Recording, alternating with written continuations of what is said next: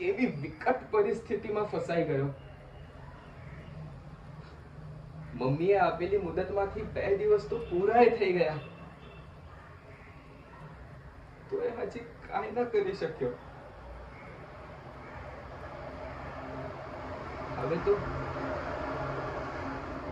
હવે તો રાત થોડીને વેશ ઝાઝા છે.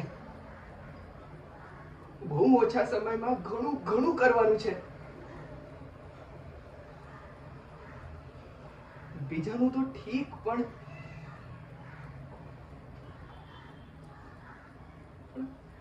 કાજલને કેમ સમજાવું? એ મારી વાત સમજશે?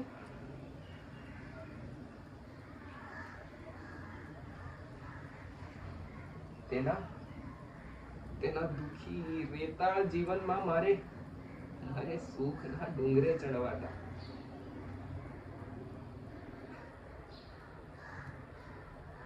સતત હસતા એ ચહેરા પાછળના છાના આંસુ લેવા હતા.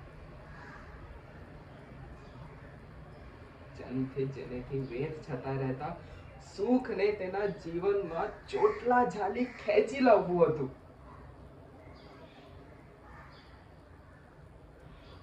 જીવન આંખમાં ભરી દેવું હતું.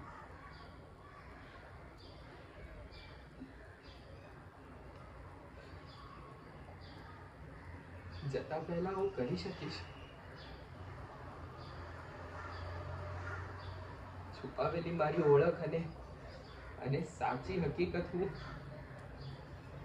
કેવી રીતે કાજલને કહી શકીશ?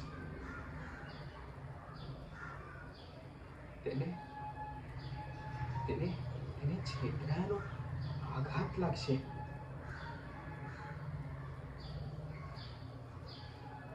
ઘરના બધા પણ મને